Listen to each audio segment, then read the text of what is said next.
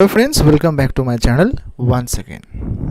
B.Ed 2024-26 যারা 11 তারিখ থেকে পরীক্ষা দেবেন হয়তো অনেকে অ্যাডমিট কার্ড পেয়েছেন, অনেকে হয়তো সংগ্রহ করবেন আগামীকাল বা আগামী পরশু দিন। কত পাতা এক্সাম লিখতে হবে বা কত পাতা দেওয়া হয় সেই নিয়ে যেমন আলোচনা করব এবং অ্যাডমিট কার্ড নিয়ে কিছু গুরুত্বপূর্ণ বিষয় সেটাও কিন্তু আমরা আলোচনা করব।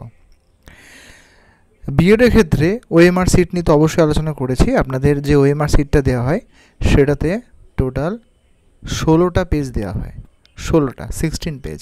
আপনাকে যা লিখতে হবে এই পেজের মধ্যে লিখতে হবে, এক্সট্রা কোনো পেজ কিন্তু দেওয়া হয় না। এই 16টা পেজের মধ্যেই আপনাকে যে কটা প্রশ্ন থাকে 5 নম্বর 3 নম্বর যা আছে সব লিখতে হবে। 35 নম্বর এক্সাম এর মধ্যে দিতে হবে। অ্যাডমিট কার্ড নিয়ে যেটা বলার, দেখবেন অ্যাডমিট কার্ডে কিন্তু আপনাদের কোর্সের নাম রয়েছে এবং তার রাইট সাইডে যিনি পরীক্ষক অর্থাৎ ইনভিজিলেটর তার সই করার একটা জায়গা রয়েছে। তাই আপনাকে কিন্তু অবশ্যই প্রত্যেক দিন যখন আপনারা পরীক্ষা দেবেন সেইখানে একটু সিগনেচার করিয়ে নেবেন।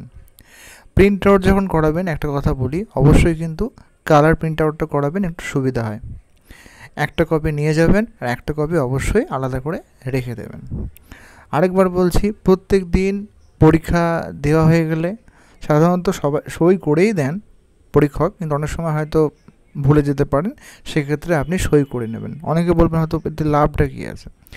লাভটা হচ্ছে এই যে পরবর্তীকালে অনেক সময় সাপ্লি আসে, তো তখন আপনি বলতে পারবেন যে না আমি তো পরীক্ষা দিয়েছিলাম। অনেক সময় কি হয়, ইন্টারনাল যে মার্কসগুলো অনেক সময় পড়ে না, সেক্ষেত্রে আপনি বলতে পারবেন যে আমি কিন্তু এক্সাম দিয়েছি। তো এইগুলো কিন্তু অবশ্যই খেয়াল রাখবেন। এবং যেহেতু 11 তারিখে মার্কস সাবমিশন ইন্টারনাল, তা আশা করি সবাই আপনারা প্র্যাকটিক্যামগুলো জমা দিয়ে দিয়েছেন।